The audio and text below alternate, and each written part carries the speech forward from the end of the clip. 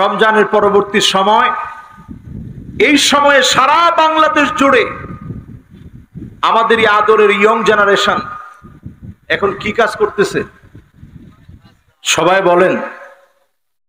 ঘুমাইতে পারেন না ডিজের কারণে। কি যে বলেন? কি যে? ওইটার নাম ডিজে। এখন এরা কি আসলে হিন্দুদের ঘরে জন্ম নিয়েছে? খ্রিস্টানদের ঘরে জন্ম নিয়েছে? আল্লাহর নবী বিশ্ব নবী বলেন, বুইসতু লিউকাসসিরাল মাযামির, আমি নবী পৃথিবীতে আগমন করেছি যত একতারা দুতারা সেতারা আছে সবগুলা ভেঙে টুকরা টুকরা করে দেওয়ার জন্য নবী প্রেরিত হয়েছেন। আল্লাহর হাবিব বলেন, বুইসতু লিউকাসসিরাল মাযামির, একতারা দুতারা সেতারা ভাঙার জন্য নবী এসেছে।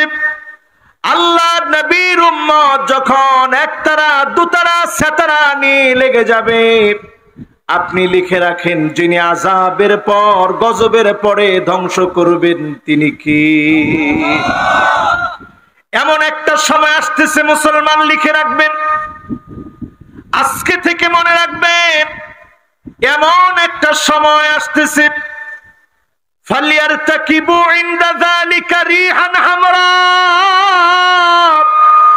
বাতাসের সঙ্গে আগুন আসবে, বাতাসের সঙ্গে আগুন জ্বলবে। ফালিয়ারতাকিবু ইনদা যালিকা রিহান হামরা জালজালা খাসফান ওয়া মাসখা, ভূমিকম্প শুরু হয়ে যাবে, ভূমিধস শুরু হয়ে যাবে, এমন বৃষ্টি হবে, বৃষ্টির সঙ্গে পাথর বর্ষণ হবে। আল্লাহর হাবিব বলে গেলেন, কদফা, মানুষের চেহারা গুলা পরিবর্তন হয়ে যাবে। আজকে যেই ডিজে চলছে, এই গান বাজনার কারণে যিনি শাস্তিগুলা দিবেন তিনি কি? এখন সময়টা ভয়াবহ। এই সময়ে যেই যুবকেরা এই মাহফিলের আয়োজন করেছে, আল্লাহর কসম, এটা একটা জিহাদ। অপসংস্কৃতির বিরুদ্ধে ইসলামী সংস্কৃতিকে জাগ্রত করার অন্যতম একটা জিহাদ হচ্ছে ঈদ পরবর্তী সময়ে মাহফিলের আয়োজন করে ইসলাম চর্চা করা। ঠিক কিনা বলেন? এমন এক চর্চায়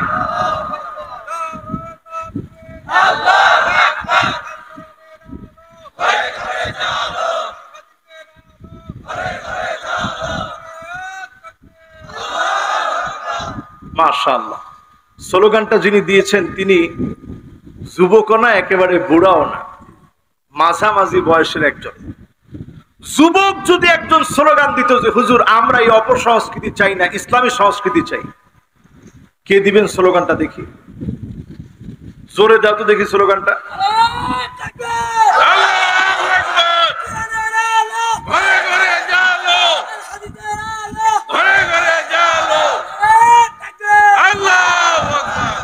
মাশাআল্লাহ, আমার মন ভরে গেছে। একেবারে যুবক তাকবীরের মধ্যে বলছে, সবচেয়ে বড় কে? সবাই আওয়াজ করে বলেন, সবচেয়ে বড় কে? আল্লাহর নবী পৃথিবীতে আসলেন গান বাজনা বন্ধ করার জন্য। তার মানে আপনি নিজে নিজ হাতে দায়িত্ব নিন। যারা ডিজে গান বাজাবে, আপনি লাঠি হাতে উঠায় নিবেন না। প্রশাসনকে বলবো গান বাজনা বন্ধ করেন, না হলে এসব অশ্লীল অঙ্গি ভঙ্গি আমার দেশের যুবক যুবতীকে ধ্বংস করে দিবে। ঠিক না বেঠি? কি অশালীন, কি কুরুচিপূর্ণ অঙ্গভঙ্গি তারা করে। যখনই দেখে পাশ দিয়ে যুবতীরা হেঁটে যাচ্ছে, অঙ্গভঙ্গির তাল বেড়ে যায়। এইরকম অশালীন অঙ্গভঙ্গিতে যারা গান বাজনা করছে, সরকারের দায়িত্ব আছে না নাই? আল উমারাউ বিল ইয়াদ, শাসক গোষ্ঠী হাত দিয়ে বাধা দিবে। ওয়াল উলামাউ বিল লিসান, আলেম উলামা জবান দিয়ে গান বাজনার বিরুদ্ধে বলবে। ওয়াল আওয়ামু বিল আমাল, সাধারণ মানুষ সরকারকে সাহায্য করবে, আলেমদের কথা শুনবে, আমল করবে। তিন শ্রেণীর লোক মিলে যখন কাজ করবে, গান বাজনা অপসংস্কৃতি যিনি দূর করে দিবেন তিনি কে? এবার আসেন আমার ভাইরা, গান বাজনা অপসংস্কৃতি, এই অপসংস্কৃতিকে আমরা মুসলমান হয়ে মনে লালন করি কি করি না? গতকালকে আমি যেই জায়গায় ছিলাম নরসিংদীর পাশে একটা বিয়ে বাড়িতে বিয়ে হচ্ছে, গোটা রাত ধরে বিয়ে চলল। এই বিয়ের সময় গানও চলল। এই ডিজে পার্টির মধ্যে এখন থাকে মদ, শরীবাতিল খামর। এই মদ পানের মধ্য দিয়ে উন্মাদনা বেড়ে যায়। কোন বিবাহের মধ্যে যখন মদ পানের সঙ্গে উন্মাদনার তালে ডিজে গান চলে, এই বিয়ের মধ্যে বরকত নাই, বরকত নাই, বরকত নাই। এজন্যই পরকীয়া ঘরে ঘরে, ঠিক কিনা বলেন? যত বিবাহ দেখবেন আইসারুহা মাউনা, সহজে বিবাহ দেন, কম খরচে বিবাহ দেন, বিবাহের মহারণা পরিশোধ করে ফেলেন। এমন বিবাহের ভিতরে যিনি বরকত দিয়ে দিবেন, সুখ দিবেন, ভালোবাসা দিবেন তিনি কে? যতজন আমার মাহফিলে আজকে আসছেন, মুসলমানের যখন বিবাহ হয় তখন দেখবেন সব কাজীরে আইনা দোয়া করায়, ইজাব কবুল সব ঠিক।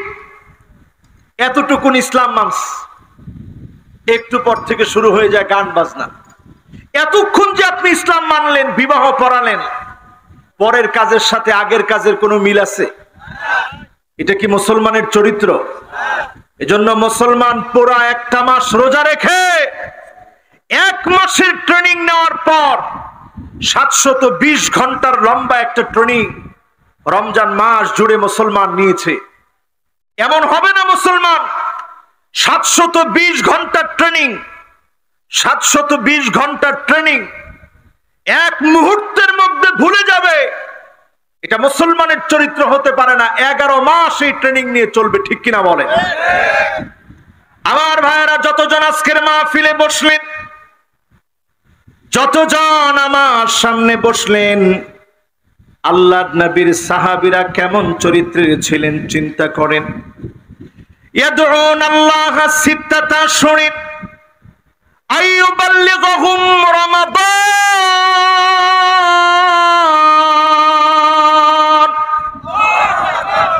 6 মাস আল্লাহর কাছে দোয়া করতেন, আয় আল্লাহ তাআলা রমজান মাস পর্যন্ত আপনি পৌঁছায় দিন।